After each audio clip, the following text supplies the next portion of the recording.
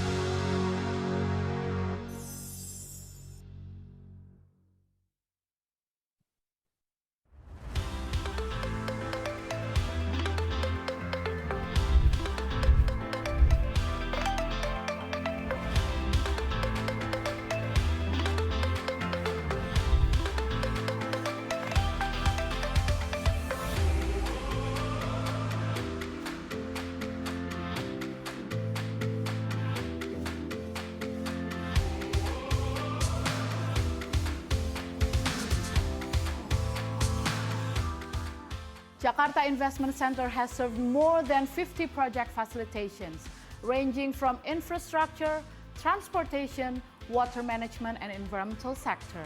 Through a one-stop integrated services, we provide easier permit and licensing application for you to grow your business. Jakarta Investment Center is ready to serve you in making your investment process hassle-free.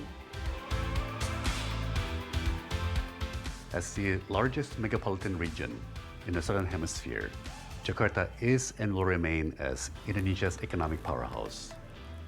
With a suite of professionals from multiple levels of Jakarta's provincial government, the Jakarta Investment Committee specializes in formulating policy solutions that are genuinely win-win for all stakeholders. Jakarta Investment Center and Jakarta Investment Committee were established by the Jakarta Capital City Government together with Bank Indonesia as a regional investor relation unit. We strive to actively communicate regional economic policy and address the concern of investors, especially in terms of financial and investment climate. Together, we are committed to optimize investment growth across Jakarta. And we are excited to do more. By working together with you In building a better Jakarta. Come and grow with Jakarta. Invest now, Invest Jakarta.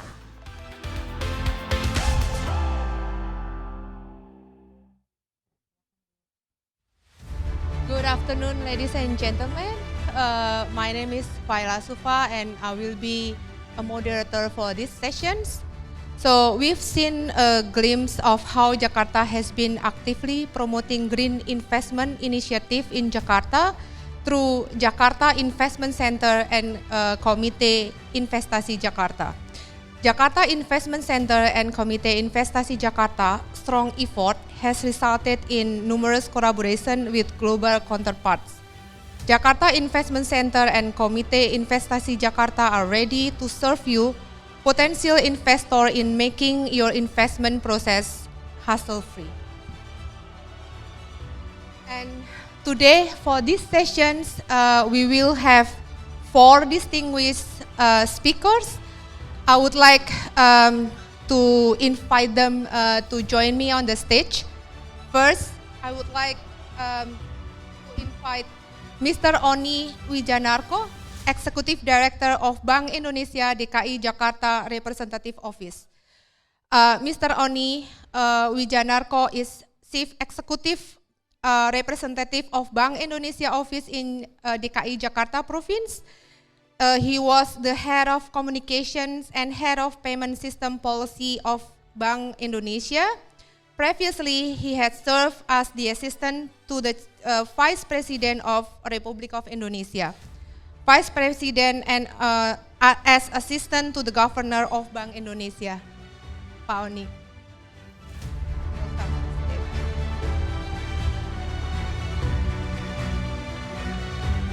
And the second speaker, he will join us online, Mr. Richard Michael. He is Country Director of UK Export Finance in Indonesia. Richard Michael is Country Head Indonesia for UK Export Finance. He has worked in Asia Pacific for over 30 years, mainly in infrastructure project financing for a variety of commercial banks. He has lived and worked in Indonesia for more than half that time. And then prior to joining the UKEF, he worked at Indonesia Infrastructure Finance. Mr. Richard Michael will join us online. And then our third speaker, Mr. David Donovan. He is a senior investment specialist within the Private Sector Department for Asian Development Bank, ADB. He is based in Jakarta and covers a number of sectors in the infrastructure space, including energy, transport, water, and telcos. Prior to the ADB, he worked in a number of commercial and investment banks covering infrastructure in the Asia Pacific region. Mr. David, please come on stage. And And then our last distinguished speaker is Mr. Gary Howard, Divisional Director Transport Sector Lead Southeast Asia of Mott MacDonald. Mr. Gary is Transport Sector Lead Southeast Asia for Mott MacDonald. He has worked for the company for more than 5 years, including extensive aviation experience in all disciplines of airport, such as technical and financial due diligence, airport operations, planning, design, and construction. He has an international experience working in Australia, Indonesia, US, UK, and Europe, and currently he's based in Singapore. He's currently leading the Mott MacDonald Terminal 5 Changi Master Building Consultancy Team as Project Director. Mr. Gary, please come on stage.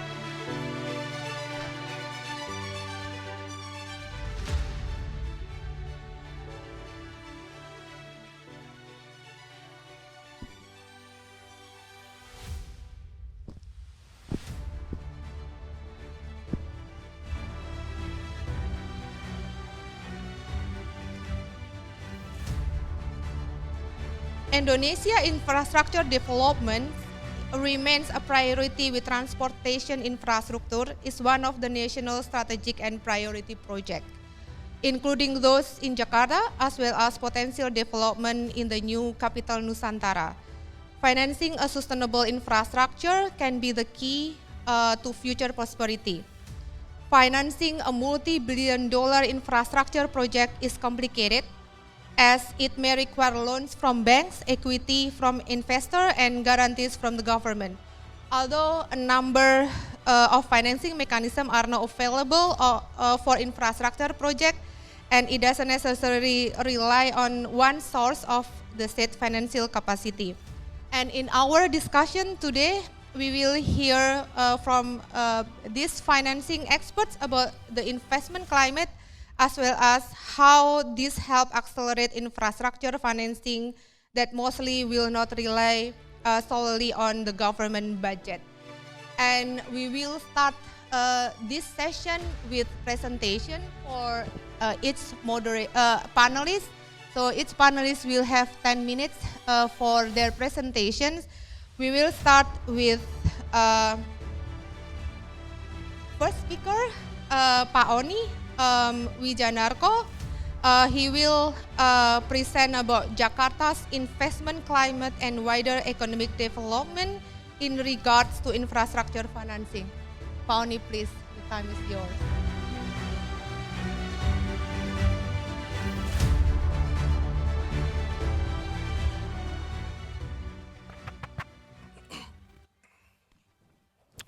Honorable Assistant to Provincial Secretary of Economy and Finance, Ibu Sri Hardati, and then My Excellency Ambassador of United Kingdom to Indonesia, Mr.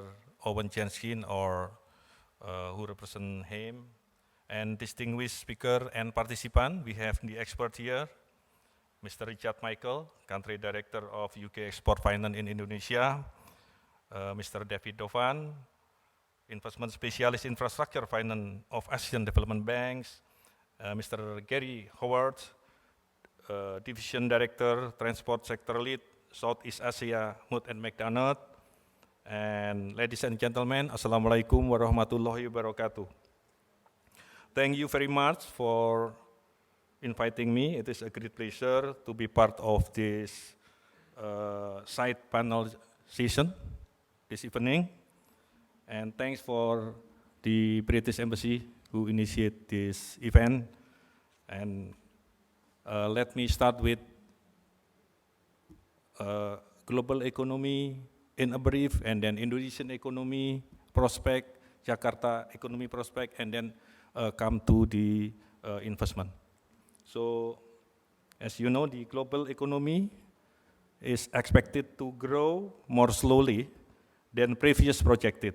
In this slide, you can see all, and accompanied by the increasing risk of stagflation, indicated by economic growth in several countries, including the United States, in China is potentially lower than previously projected, coupled with the growing risk of stagflation in several jurisdictions and even recessions in several advanced economies in response to the aggressive tightening monetary policy and geopolitical event in the world, like Ukraine and Russia. And we are facing what we call the food crisis and commodity crisis that all will give an impact the all economic activity. And as you know, the various early indicator in August 2022 pointed to aggressive moderating consumption and manufacturing performance in United States, Europe, and China is getting lower and lower. And meanwhile, the heightened global inflationary pressures persist given ongoing geopolitical tensions and inward-looking policies accompanied by limited improvement in terms of the supply chains disruption. And world trade volume is also forecast below the previous projection in line with the global economic moderation. Consequently, the global economic growth projection in 2022 has been revised down from 3.5% to 2.9%. And then at home in Indonesia, the domestic economic improvement remain intact despite the impact of the global economic moderation, demanding careful vigilance.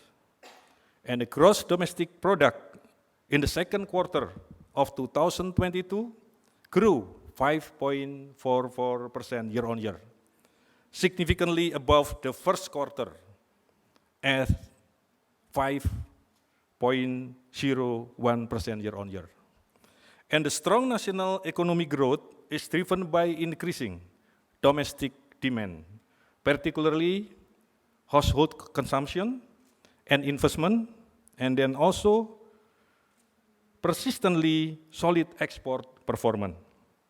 And national economic improvement is also reflected in stronger growth of main economic sector, led by the wholesale and retail trade, manufacturing industry, as well as mining and excavation. Several early indicators in August 2022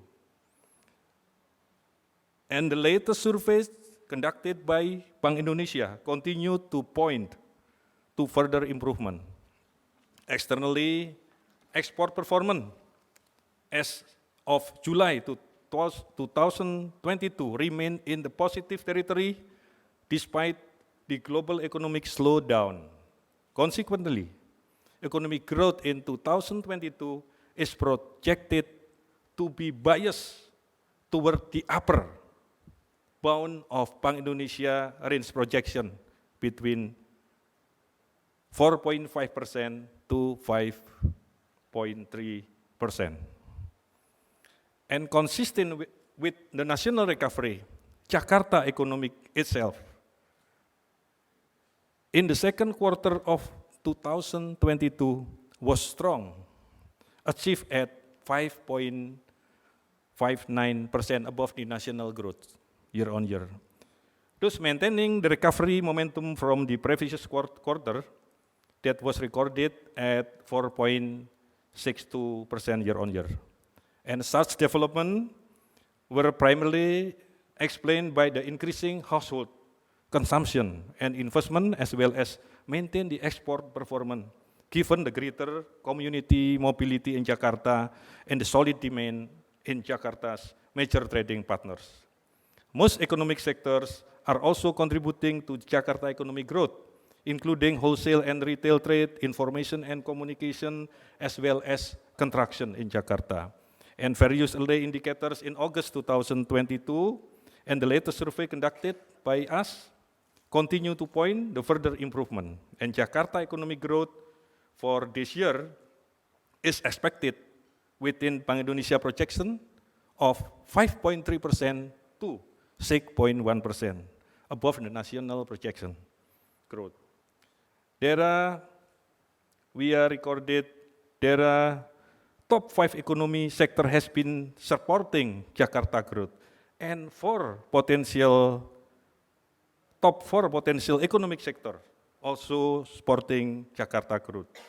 As you can see from the slide, I will not explain one by one because I consider the time constraint in this presentation, which is aiming toward the digital and sustainable economy in line with national agenda.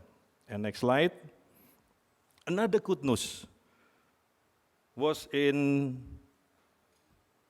end of June this year. The Fitch rating affirmed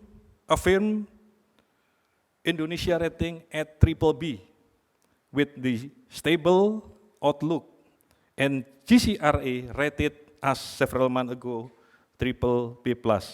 That shows the strong confidence from international rating standard on the Indonesia maintains macroeconomic stability and medium-term economic prospect. Moreover, the perception of the risk investing in Indonesia is improving, as indicated by the decline in the value of Indonesia CDS, credit default swap, in the last 5 years, as shown in the slide. The conducive domestic investment climate support foreign direct investment growth in FDI in this country in the first semester 2022 grew 38.2% year-on-year, higher than previous semester of 34.06% year-on-year, and is dominated by sectors, forestry, fishing, and mining sector. Consistent with that, foreign direct investment in Jakarta in the first semester of this year also grew 6.64% year-on-year. And FDI of the Jakarta is dominated by the housing, industrial estates, office sector, hotel and restaurant sectors, as well as trade and repair sectors. Given the importance in the investment in the economy, in 2022, the green investment is a priority theme in investment promotion program, including various international forums, one of which is the series of G20 activity. Today, we are implementing Jakarta Investment Forum with the team investing in resilience. And this evening, we talk about the funding structure. And I'm lucky because I'm not expert on that, but we have the expert in front of us that later can share with us.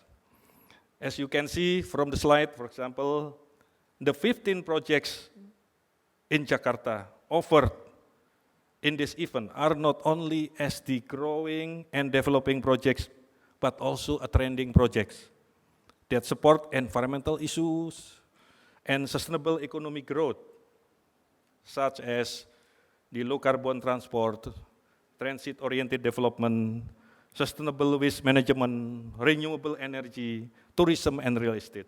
We believe investing in these 15 potential projects will encourage the transformation of Jakarta as a city, as a greener and livable city. Data shown that FDI in renewable projects are increasing, and the larger fossil energy projects is decreasing.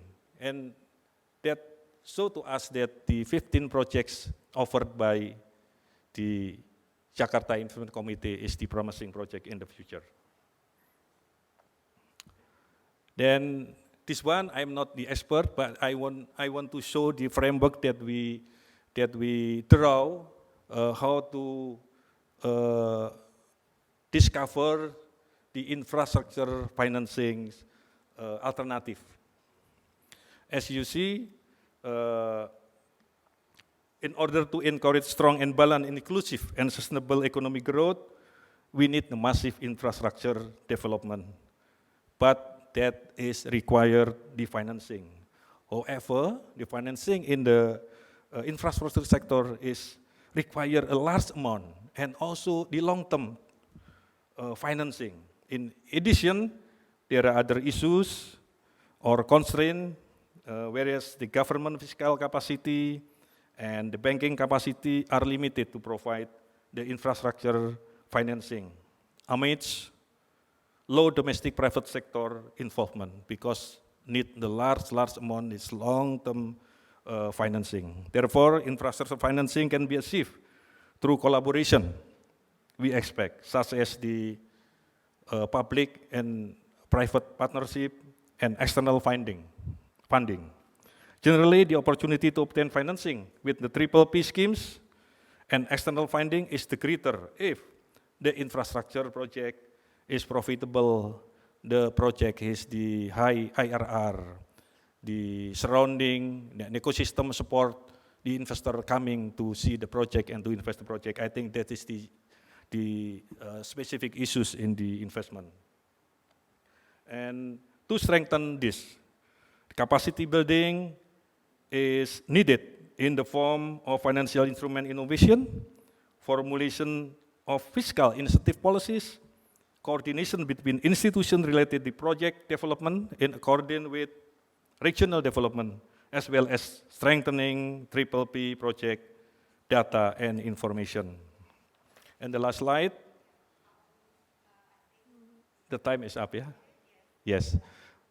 I think I will not explain the slide. I will end the slide and thank you for attention. Thank you. Global economy and global GDP growth, including in Indonesia and also in Jakarta, and then foreign direct investment in Indonesia and also in Jakarta's growth, and also list of projects that also support the government, the green environment, and also the infrastructure financing alternatives. So I will next invite the second speaker. He will present online, Mr. Richard Michael, Country Director of UK Export Finance in Indonesia. So he will present about export credit role to finance urban infrastructure project. Richard, please, the floor is yours. Thank you very much, and it's a pleasure to be with you, although I'm not here in person, and I'm sorry that I can't be there, but there are plenty of my colleagues from the British Embassy, Jakarta, in the audience, and you can connect with them after the presentation. So the first slide, please.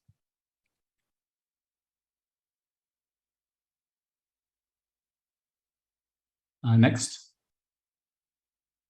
So UK Export Finance is actually the official export credit agency of the British government. We are in fact the oldest export credit agency in the world, founded over 100 years ago. But we are young at heart.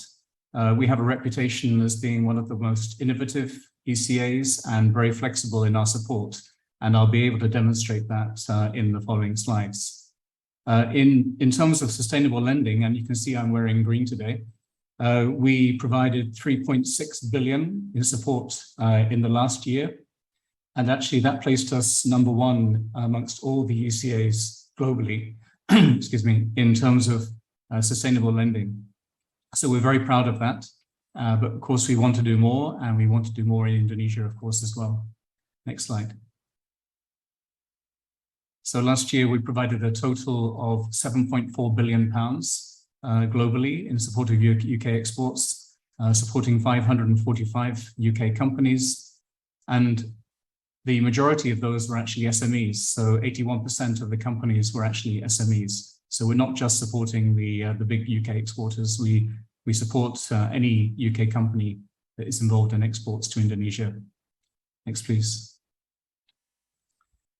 So a bit more detail on what we do. In Indonesia, we have a limit of £4 billion, which I suppose is about 80 trillion rupiah. It's a lot of money, but actually there are a lot of projects as well. So we're going to have to manage that, but it's a good problem to have. we are able to provide financing in local currencies. That means we can do an Indonesian rupiah guarantee to a local bank. And I think we're one of the few ECAs that can actually do that. And of course, it makes sense for projects where the revenues are in rupiah and there's no indexation to the US dollar. So that obviously includes projects like water, roads, and other projects as well, maybe some smaller power projects. And the country representative based in Jakarta, that's me. We actually set up in Jakarta. That was the first country in the world that UK Export Finance established itself in. Now we have, I think, 20 countries, but we did choose Indonesia as being the first to put somebody on the ground. So we cover a number of sectors. Obviously, the focus today is on infrastructure, mainly transportation infrastructure, but we are covering renewable energy, airports, healthcare, agriculture, as well as many other sectors as well, including defense, for example. And what we essentially do is we provide long-term funding to the buyers of UK goods and services. So we provide a guarantee normally to a bank, and then we take all the risk away from that bank so that they are getting a UK government guarantee. And we sometimes lend direct without having a bank in between. And that is usually at fixed rates of interest. And we have some capacity that is actually set aside for clean growth. So currently about £2 billion is available to support green growth projects, clean growth projects rather. Next, please. This is the typical structure of how the buyer finance works. We have buyer credit in blue on the left, standard bank buyer loan guarantee, which is actually for the smaller transactions, which is more standardized. And then, as I mentioned, the direct lending. And we give that guarantee to a bank who enters into a loan with the buyer. And then the exporter gets paid by the buyer under the normal terms of its contract commercially, so that they know they're going to get paid. And then the loan is used to make that payment. Next, please. This is a bit more of a complex slide, so I apologize for that in advance. But I thought it was important to show that we're not necessarily proposing a one-size-fits-all solution for Indonesia. We're not saying that you have to take everything from the UK in order to get our financing. And this is just an example of a project of £100 million, or $100 million rather, and showing that we can support up to 81 million out of that 100 billion, even though you can see on the bottom left that there's actually only 20 million UK content. And I've included Japan as just an example of a third country. It doesn't have to be Japan. But so we can actually, in theory, finance other countries' exports as well. Plus, and I think this is quite important to emphasize in infrastructure projects, the local content as well can be supported.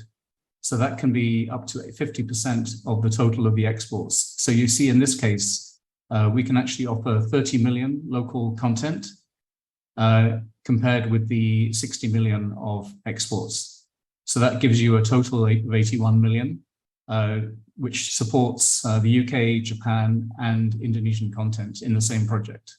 So I think that's quite important to understand, because we know, and I won't mention the specific examples necessarily today, but we know that in the past, some infrastructure has been provided by certain countries, and they insist on everything coming from that country. We have a much different approach. We feel that we should concentrate on the areas where we add value, and that then give the flexibility to the buyer to then choose which party they will work with in terms of local content or other exporters. Next, please. And this is a typical structure, a very simple diagram. It just shows you that there is obviously a project SPV in the middle. So this can be for guaranteed financing by the government, could also be for a PPP project, or just pure project finance, where the project SPV is taking the risk on the revenues of the project. The finance parties can be a combination of export credit agencies like UK Export Finance, MLAs like Asian Development Bank, who are here today, commercial banks as well. And in this sort of infrastructure project, where we're talking about big rail, for example, or electric vehicles for Transjakarta. Normally, we would expect there to be some form of central government support via the MOF and potentially IIGF as well. And of course, the sponsors of the project can be BUMD, they can be BUMN or private sector. And the EPC contract, as I said before, it doesn't have to be all UK. It can actually be combination with local and other countries as well. Next slide, please. So what is our UKEF value proposition? Our guarantee is actually for 100% of the risk that the bank is taking. Actually, in some cases, other ECAs don't cover 100%. They can cover 90 or 95%. So ours is actually very strong in that sense. For renewable energy, for example, we can give 18 years repayment on top of the delivery period. We can lend in rupiah, as I mentioned. We are very flexible. The minimum UK content of only 20%. We obviously want it to be higher, and usually we find that we start with 20%, but actually it ends up being higher once the buyer realizes the value added from the UK. Next, please. We provide support of 85% of the contract value. That is actually temporarily 95% for the government. They have until 4 November to be able to take advantage of that. So the pressure is on. Local costs, as I said, are covered. And the interest rate on the loan will reflect the fact that they're getting a UK government guarantee, which is currently AA rated. Next, please. So a couple of case studies, which I think could apply to Indonesia. One is very recent, the Ankara-Izmir Railway in Turkey, a buy credit of 2.1 billion euro. And it was actually the biggest ever sustainable civil infrastructure deal that we had done. And we worked with other banks as well as ECAs. Next, please. And also in Cairo, Egypt, a monorail project with UKEF cover as well. And with the bank we were working with was JP Morgan, and other ECAs again were involved. So you can see from those two examples that, and next please, you can see from those two examples that the structure is multi-source. It's not just from UK Export Finance. We work with other ECAs as well as with commercial banks. And in both of these cases, the projects actually benefited from central government support. They weren't PPPs. Actually, I think in both cases, they were looking at the PPP structure as an option, but they realized it was going to take too long, be too expensive, and not deliver necessarily the value for money that was being sought by the government. So both of them ended up having sovereign guarantees.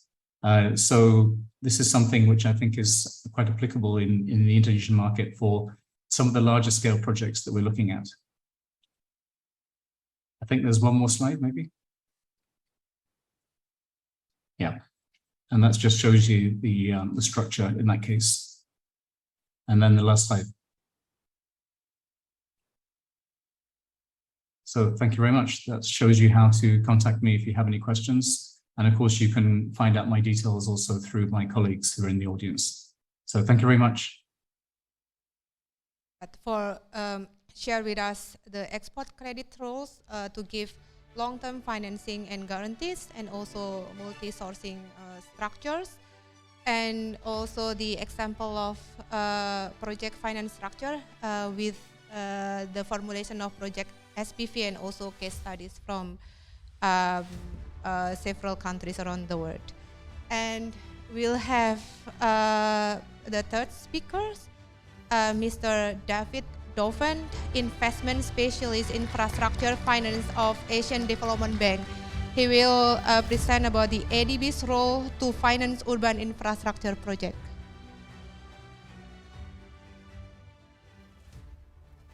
Thank you for having me speak today.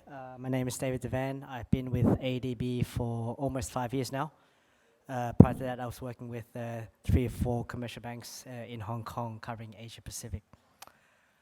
So just the first slide introducing ADB. We cover a number of countries all the way west to Georgia and as far as east as Fiji.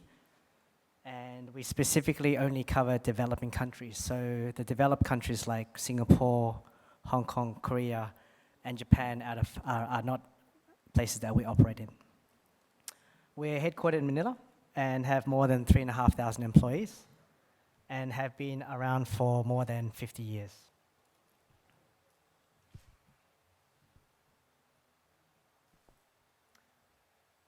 Just a little bit about ADB and Indonesia. As you can see, Indonesia is the 6th largest shareholder of ADB with,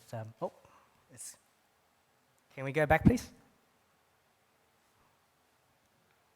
Yep, the 6th largest shareholder with 5.4%, behind the leading countries of Japan and USA. In this country, we've lent up to $45 billion already among 820 loans. And last year in 2021, we had a $1 billion support for COVID response to the country, as well as a $450 million loan to PT Bio Farma to help them support safe and efficient deliveries of COVID vaccines. Out of all the countries that are borrowing with ADB, Indonesia is easily in the top 5 of borrowing countries behind the leaders of China and India. Next slide, please. Great. If you look at ADB, there's basically 2 departments. I am from the private sector department, and there's another larger department called the sovereign department. Typically, when the sovereign department lends to a borrower, that borrower is effectively guaranteeing the loan by the sovereign. So for example, in this case in Indonesia, it's the Ministry of Finance Department, MOF. One key mandate for the private sector is to ensure that there's as much commercial co-financing as possible. We want to leverage our money to ensure that the private sector participates in all of our transactions. Next slide, please. Okay. So just an example of a sovereign project. One of my colleagues did this a few years ago. It closed in 2014, and it's a loan for $120 million, hopefully to be done by 2023. Of course, with many projects, COVID has delayed a lot of them. The actual borrower is actually the Ministry of Finance, and the executive agency is the Ministry of Public Works and Housing. So in terms of the purpose of the loan, the cities of Jambi, Makassar, and Pekanbaru will all have construction of a sewage network, as well as a water treatment plant. Next slide, please.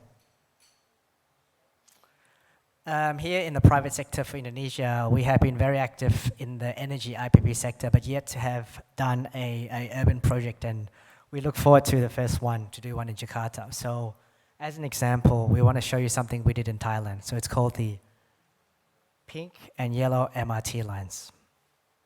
Next slide, please. As you can see, the network in Bangkok is already very extensive. So the yellow line and the pink line are just supplements to the existing network. You're looking at 30 to 35 kilometers of network for them. Now, originally scheduled to be completed by 2021, again, COVID has delayed the project and is hoping by early of next year, some of the stations will be operating, but fully operational by Q3 of 2023. Next slide, please. Just recently, some of my colleagues in the Bangkok office, they went to the site visit to see the latest progress, and this is some examples, some photos of the pink line.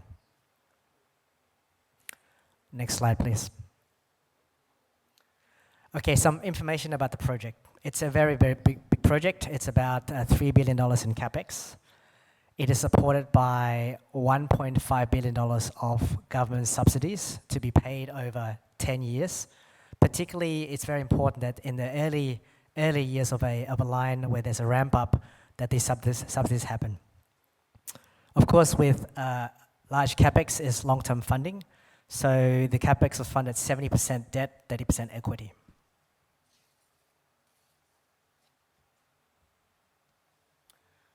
You have a very strong sponsorship group. You have RECH, the leading IPP player in Thailand. You have BTS, a leading operator of mass transit systems in Bangkok. and a very strong engineering construction company in Sinotype.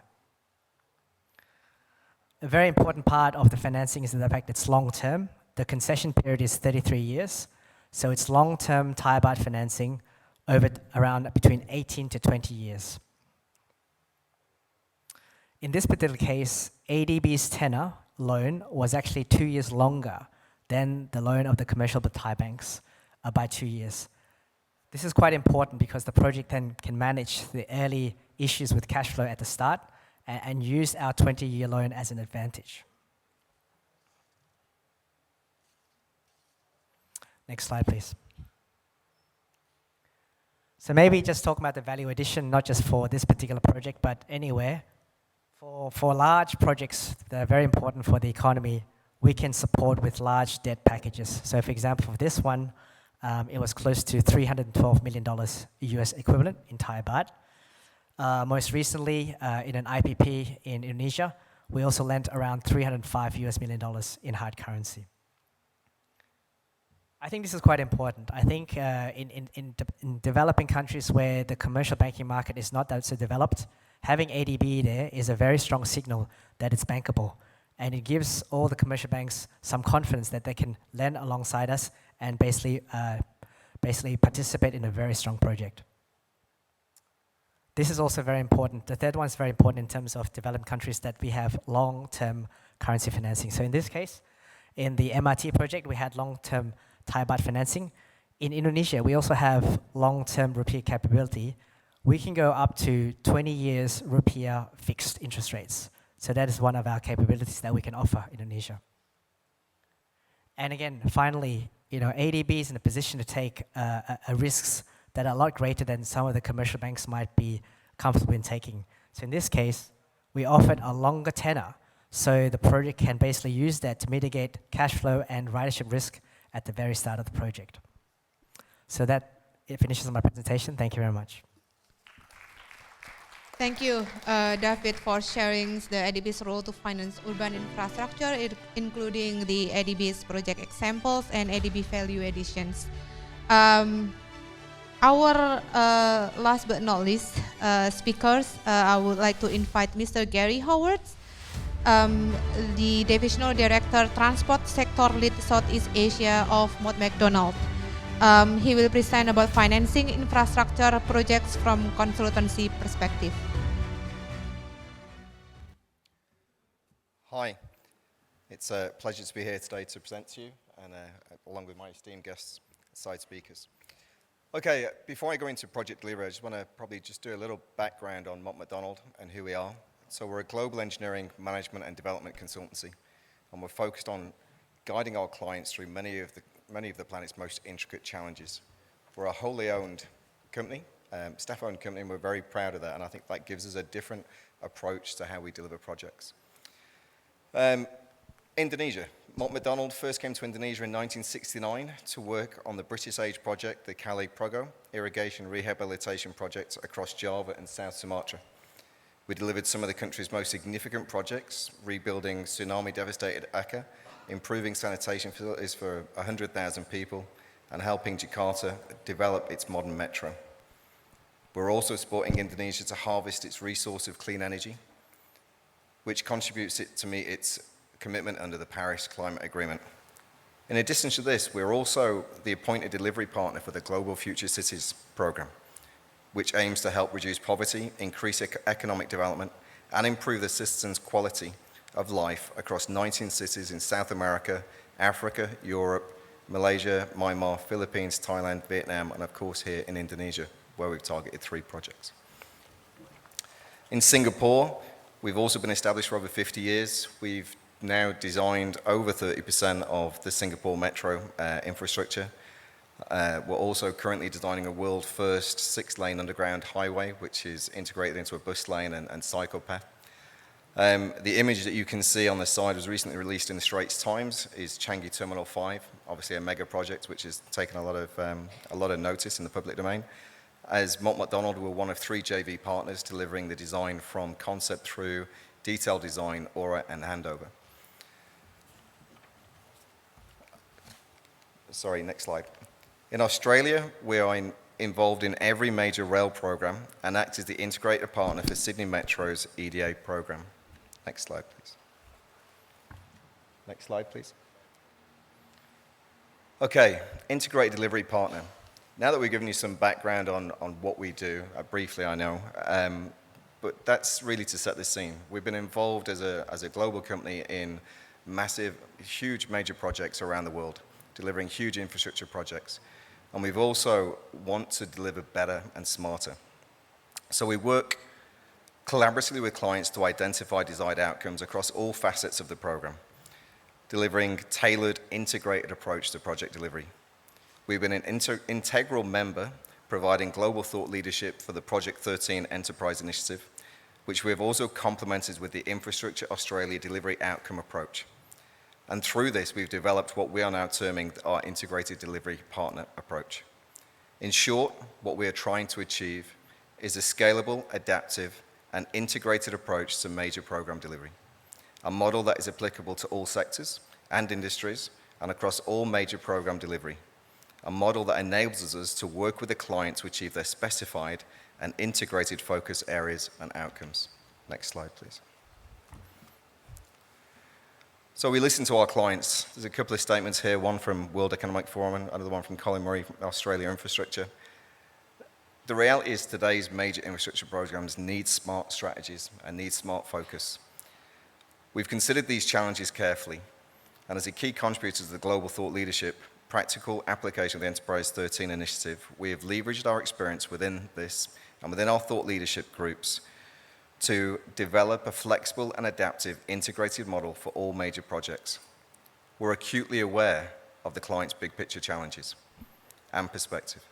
There are numerous major transport infrastructure programs in Southeast Asia and globally, leading to tension between finite resources with increasing prices and pressure to achieve more with less. We understand that our clients are looking to achieve better economic development, better social and environmental outcomes, better businesses, better return on your investment, and improvement is at the heart of the transformational approach that we have adopted. Next slide, please.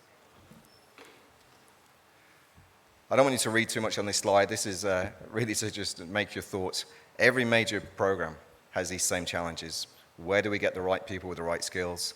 How do we afford this mega project? What's the right type of systems thinking and approach that we can bring to this project?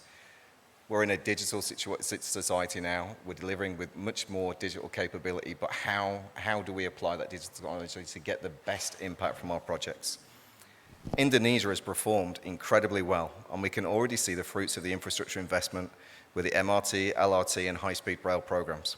However, it will still require a breakthrough, a real breakthrough, to achieve Indonesia's ambitious infrastructure program, both in terms of schemes to finance the project, delivery to budget, and providing the local capacity building. Capacity building in project preparation and procurement add a new emphasis on funding, training, and motivating talented people to manage projects. Major projects require agile frameworks to manage and respond to multi-stakeholder environments to attract the world's leading investors, talent, and international contractors.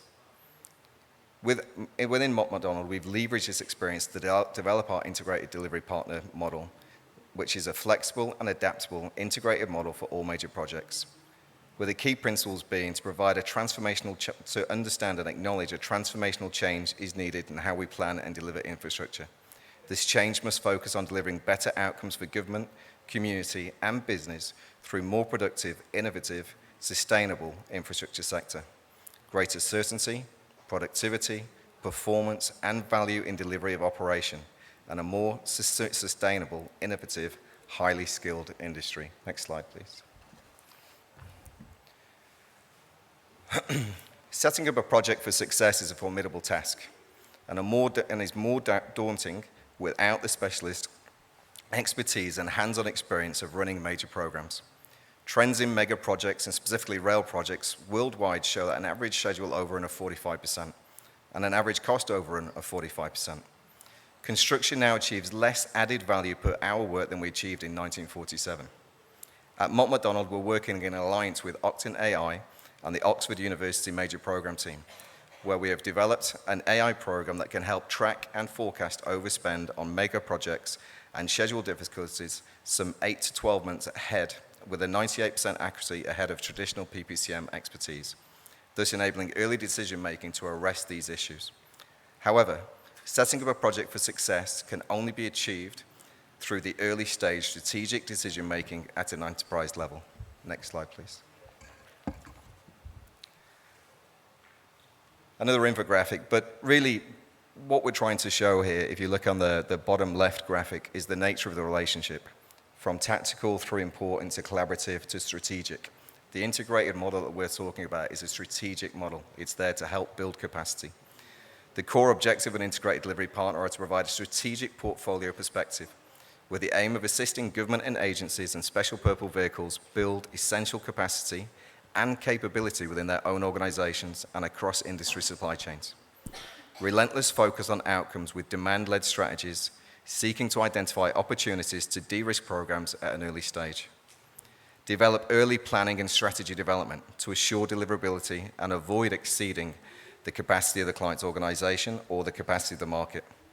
The nature of the relationship is one of a long-term strategic partner, enabling transformational change to our clients through expert domain knowledge honed on major infrastructure projects across the globe. Next slide, please. So, I think I'm running out of time, so we'll skip this slide and I'll come on to the next slide. Sorry. Go forward one more slide. Okay, we can stay here. So this gives us a view really of ultimately the benefit to the client and to the organization as anything. Ultimately, the agile and flexible integrated delivery partner approach is about delivering benefits, organizational development, define the strategy to develop and build your organization's capacity, assess existing structure and capability, design the building blocks and additional capacity required through the development of strategic operation model, knowledge transfer, leadership development, training, action learning, shadowing, ultimately build the client's maturity and ensure a lasting legacy of capability. In the supply chain, de-risking delivery is vital and one of the major contributors to a lack of supply chain shortfalls in project critical capabilities in both developed and developing countries are key contributors to delivery risk. Program definition. Designing a program in trenches to de-risk delivery and match the market appetite for risk are all critical. Just one last slide, and then I think we'll forward one slide. I think we've gone too far. Okay, so I'll talk about this, I think, later on because I've run out of time, but there's a series of case studies I think we can address in the Q&A. Okay, thank you. Thank you, Gary, for sharing several projects from McDonald's around the world. And now we come for panel discussion and also Q&A. The first question, so for the audience, please prepare your questions. You will have time to ask the panelists here. I would ask Pak Oni. I saw from your presentation there is growth in Indonesia and also in Jakarta. So I'm curious that what are the regulations that has been issued by the government to smoothen the financing of green infrastructure project in Indonesia, especially in Jakarta? And then the other question is, how far can Bank Indonesia interfere with commercial banks in order to reduce the interest rate of infrastructure financing? We know that currently the interest rate for infrastructure is about 10 to 11%, if I'm not mistaken. Yeah, that's two questions for me. Thank you. Farah. File, thank you.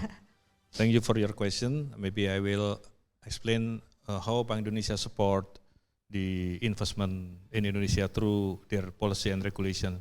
We have policy and regulation, for example, to support the green financing. We already launched the regulation, I think, years ago, loan to value ratio.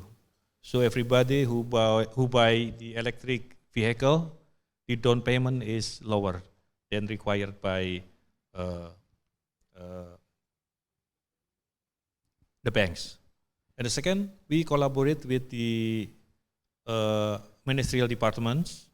We issue sukuk, and some green financing sukuk, and we have the road show around the globe to offer the project. For example, PRI, for example, already launched the green financing through sukuk, I think supported by ADB, if I'm not mistaken, or the World Bank.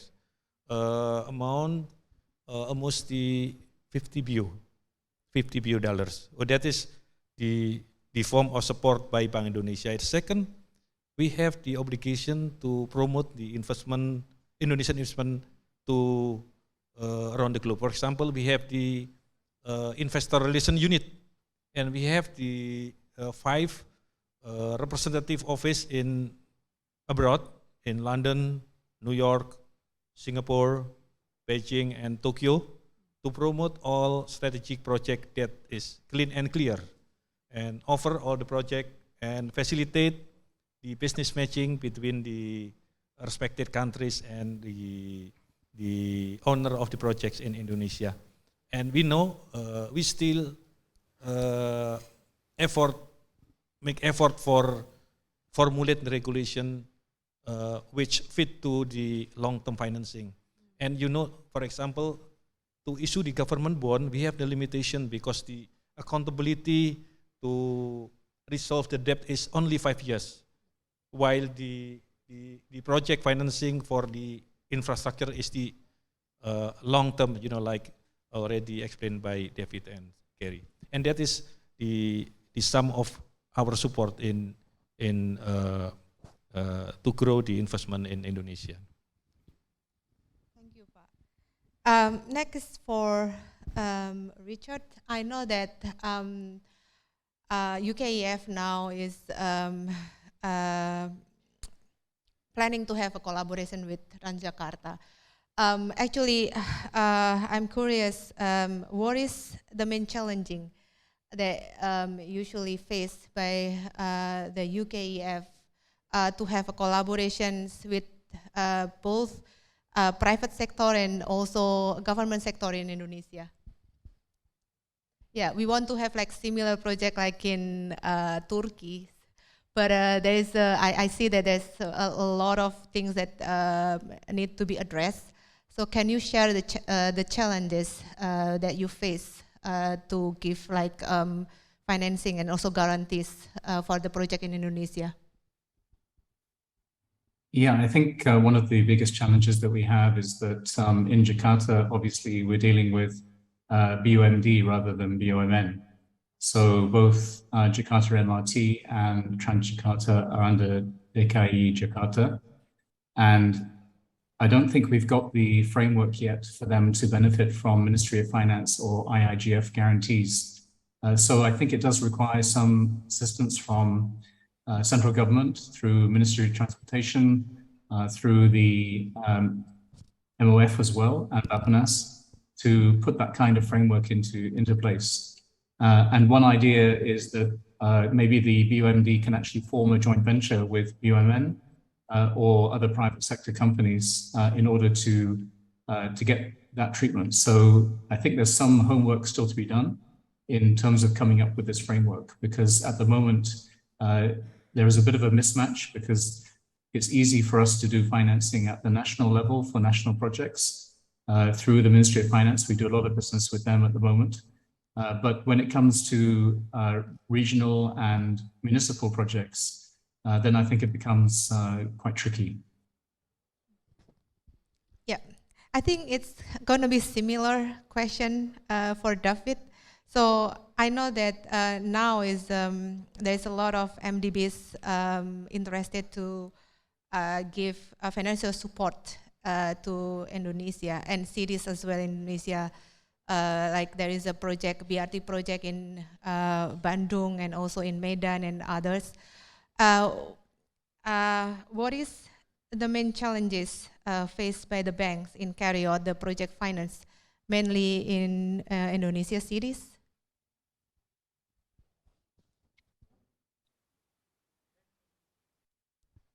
I don't think ADB's, to be very honestly, is facing any challenges. I think ADB has the ability to support many projects in Indonesia. In fact, we've been wanting to support more projects. I think it's just a matter of the right opportunities to come across. For example, back in 2017, 2018, we invested or lent more than $1 billion into the energy sector because the IPP sector was very strong. Now that the IPP sector is kind of weaker, we are looking to divert our funds into other sectors to be more active, such as urban transport, water, telecommunications. So I think my manager is telling me do as much as possible, right? So it's really for us to work with the government, whether it's through our sovereign team, private sector, to see how we can get more projects bankable, because it's not just ADB. A lot of other commercial banks see Indonesia as a very important part of their portfolio. So we look forward to working with the right ministries to open up opportunities. Sure. And next question is for Gary. So you've shared about several projects, like successful project in a lot of countries. Do you have like experience in failure project that maybe you can share with us? And then what is the lesson then that you can share with us, that it's like a takeaways that we, all of us here, can learn from that? Yeah, well, look, we have been involved in a lot of successful projects, which is great. But I guess, the biggest single problem with major infrastructure programs is always delay and overspend. And, that's not unique to the ASEAN region or anywhere else. Even in well-developed regions, in countries like Australia, who have a great track record in delivering large PPP projects, they can still get into trouble. There's some toll road projects recently that, of course, most people know about. And I guess, if you're talking about specifically PPP projects, then when you're looking at those demand revenue return projects, which is based on, payment of toll roads or whatever it may be, they can be very tricky indeed. But the reality is the reason projects are a success or a failure is based on the level of strategic review and rigor that's prepared right at the start of that project. And I think what we're finding is on more mega projects, our clients, people like ED&A, for example, in Australia, where we're acting as the integrator, that extra input, that extra value of the consultant being in that integrator role very, very early on, ultimately brings the strategic value and knowledge to the project so you can realize the benefits and mitigate those risks. Okay. Thank you.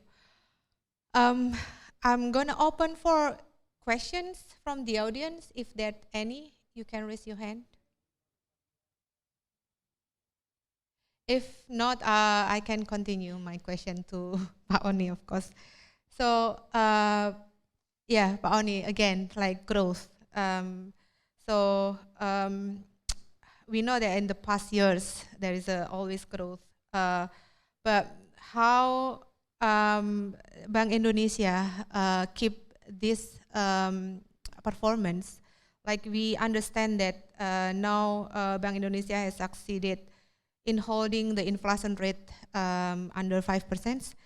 And does Bank Indonesia have also a strategy to keep accelerating infrastructure development in the future? So what kind of strategy that now in the pipeline of Bank Indonesia to keep this good performance? Yeah, I think this time is very challenging time, not only for the Bank Indonesia, but also global. The global, including Indonesia, now are facing, the food crisis, commodity crisis, and we know also the advanced country, like US, UK, they are trying to fight the inflation. And today we are live in the time of the tightening time. And Indonesia is trying to keep on doing, becoming the competitive country in terms of the investor or the international. We are trying to create the confidence by performing the stability of the country. For example, the growth of Indonesia and primarily Jakarta is still growing compared to any other country. Our growth today is Indonesia is 5.44%, and the inflation is still under 5. We know in any other country, advanced country, the inflation rate is so high. And maybe you will be surprised if you look at the Venezuela, the inflation rate is more than 100% inflation rate. And we are still keep doing and collaborate with the government. For example, we have two strategies how to address the stagflation issues, the inflation rate and the low growth. So Bank Indonesia keep on doing in the monetary policy. We monitor price of food. We monitor the growth of the core inflation. So last month we increased our interest rate to address that. And the second, the government and fiscal side also trying to keep on performing in the stability and growth. For example, if you can read from the newspaper, maybe just 2 days ago, government is to decide to increase the subsidies to fight with the energy crisis. And we are still monitor what going to happen in this week, the announcement of the government, and next week, but we are still consistent to maintain our defense in terms of facing the inflation rate and the exchange rate, for example. So I think that is the effort of the Bank Indonesia to keep maintaining the stability, collaborating with the government, also collaborating with any other central banks. For example, to reduce the pressure of United States dollars, US dollars, we are trying to building the ecosystem of local currency settlement to reduce the dependency in the dollars. Still in struggling and fighting and try expanding this kind of transaction. And I think if we succeed in the future, we can release from the dependency of one or two global currency that will impact us. And today also you can see 2 years ago, the issue of our national balance, international balance sheet is the deficit. But during pandemic, reversely, surplus. We have surplus. And that is also opportunity to absorb the risk of the externality, the risk of the inflation, and the risk of the rise of capital outflow. So I think we cannot face this situation by only the central bank. We need the collaboration with government, with the external, with the stakeholders, with the regional government to push how to deal with the volatile food first.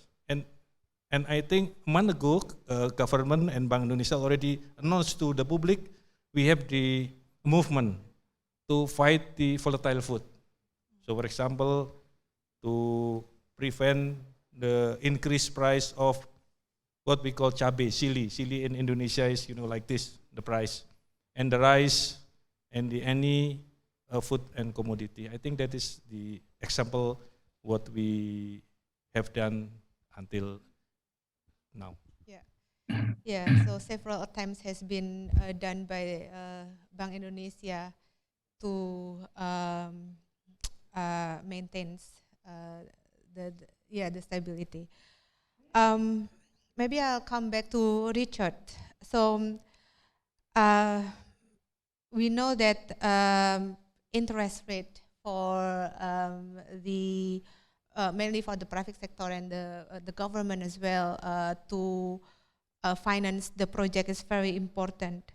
My question is, are there any cases in the UK that the commercial bank could provide lower interest rate for the infrastructure project? Yeah, and then are there any also incentive from the UK government to reduce the infrastructure project costs? Okay, so on the first question, the fact that you actually have a UK government guarantee from UK Export Finance in favor of the commercial bank means that they are transferring their risk from the project or from the government they're dealing with overseas to the UK government. And currently that's a AA risk. So we find that commercial banks do take account of that, and that the interest rate that they charge when they're lending with our guarantee is very competitive. So that's obviously the best way to reduce the interest rate. And of course, I would say that myself. But I think the best way to get the lowest interest rate is obviously to de-risk the project as far as possible, because banks will charge interest based on the risk that they take on. So the more risk that is pushed to the private sector or to the banks, the higher the interest rate they're going to have to charge. So that's why in these large-scale infrastructure projects, often the best value for money is when the government is giving a sovereign guarantee for the project, which of course does put some risk on the taxpayers ultimately, but it does deliver a project more quickly and at more competitive rates. And of course, using multilaterals like my friend ADB on the panel today, that can also help to bring down the overall cost of financing. And then on the second part, in terms of incentives, the UK government actually more broadly, not just UK Export Finance, does have quite a lot of programs to support infrastructure development, and they've done a lot of work already in Indonesia. More recently, they've supported, for example, urban transit in Bandung. And they're also supporting the financing structure for Jakarta at the moment as well. So this is in addition to what we as UK Export Finance can provide. So you can view it as being one package overall, even though they're not actually tied together. So I think that's another example of how we can provide incentives. Yeah. Okay, questions from the audience? Maybe you can say your name and then from your what institution, and then your question will be addressed to which panelist. Okay, thank you. My name is actually Yogi Rifano. I'm from Jakarta. So this question is actually to Pak Wani. At the moment, Jakarta is actually exploring about partnership or getting investment from overseas, for the green initiative, either EV or also the TOD. But the problem that we have right now, we've been talking also with ADB and also with UKF, the problem we have, if there is, we still hard to find a mechanism, regulation, also the framework, so to have the partnership and then the investment, with the state-owned company. Because when we talk to the MOF, Ministry of Finance, they said they can only guarantee public company, public government company, but not state-owned company. So until now, we're still trying to find how to conduct this initiative. Thank you. Yeah. Thank you for the question, but the substance is not my expert, but I'm trying to answer. I'm interested with what Gary present in the scheme, some scheme presented on the previous presentation by Gary, I think the triple P and the structure of the finance is very important. How to attract the investor come in, and yes, right. We need to find the domestic partner of government partner to participate in the project, to build the confidence to the foreign partners, and in the point of view of the Bank Indonesia.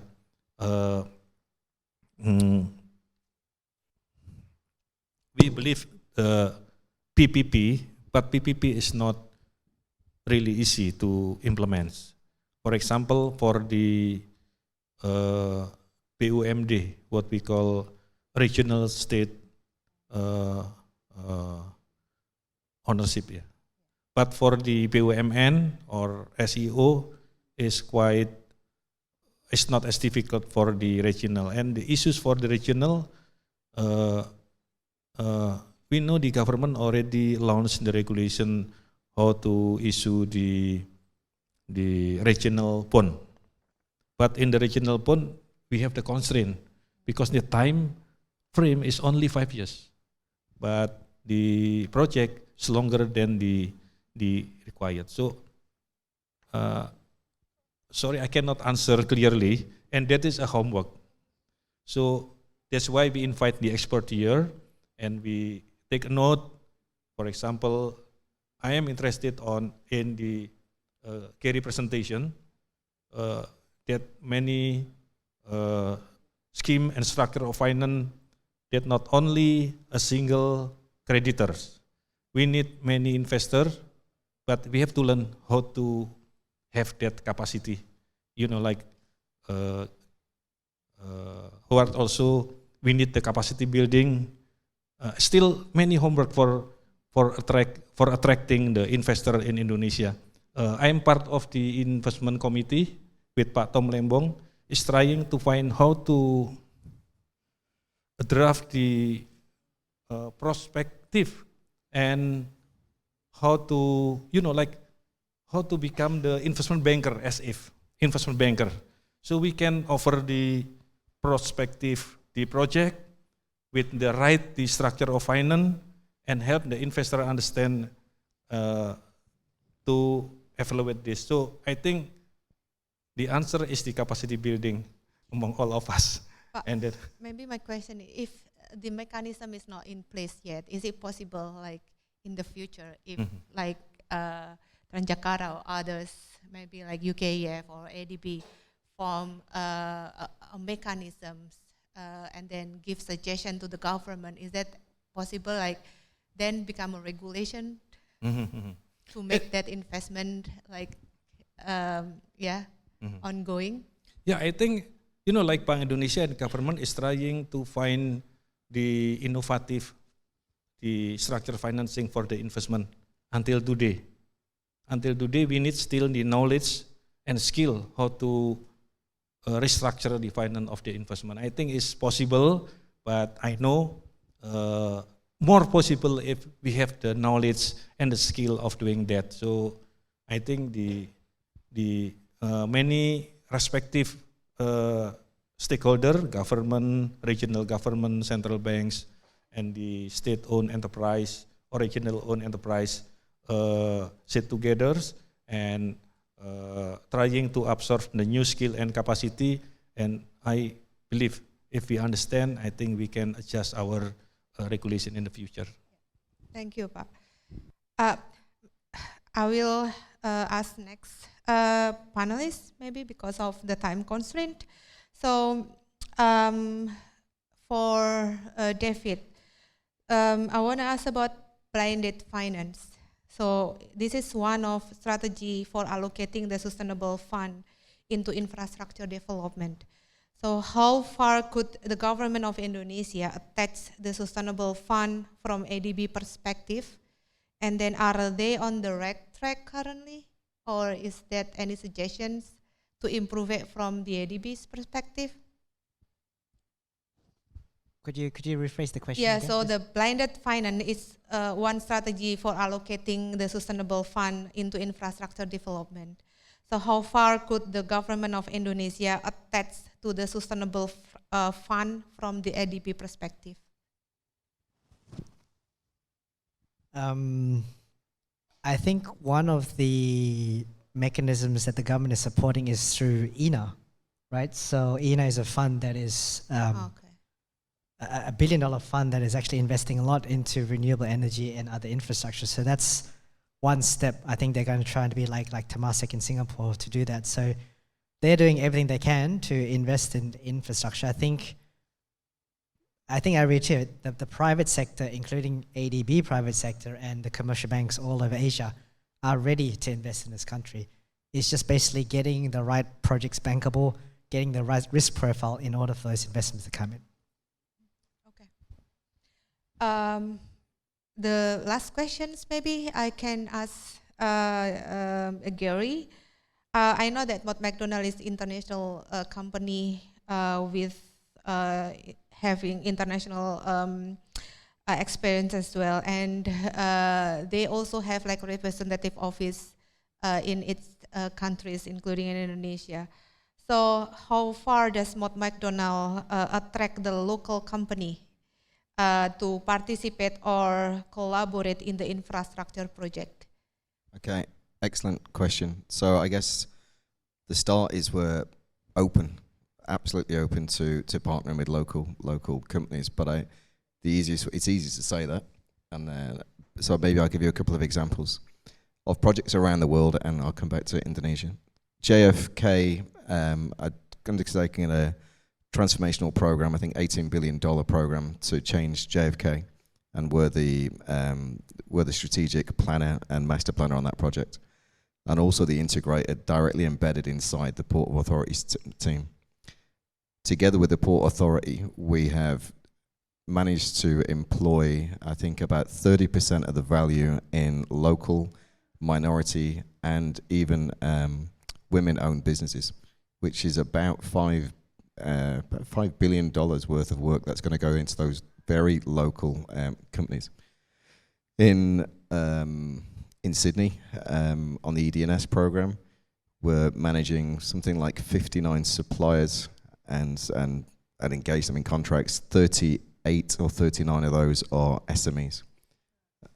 So it's part of it's completely inherent and part of the process. And I think it's what I spoke about before in terms of capacity building. We work with a numerous number of partners here in Singapore, both government agencies and SMEs and local consultants. It's the best way. You have to leverage the best talent, and you have to help build that capacity in the local market for everybody's long-term success. Okay. Do we have any questions from the audience? I think if we don't have any question, I think we come to the end. Thank you all for the panelists to share their experience and expertise.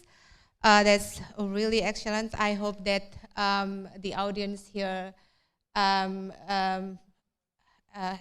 have benefits from these sharing sessions with all of the panelists. We appreciate for you taking time off your schedule to join us today.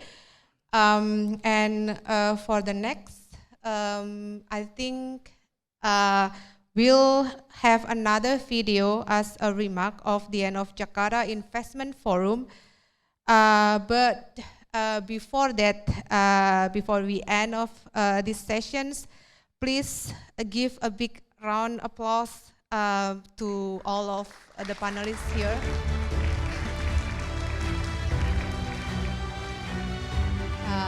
Thank you. Oh, okay. So before all of the panelists leaving the stage, we have photo sessions. Yeah.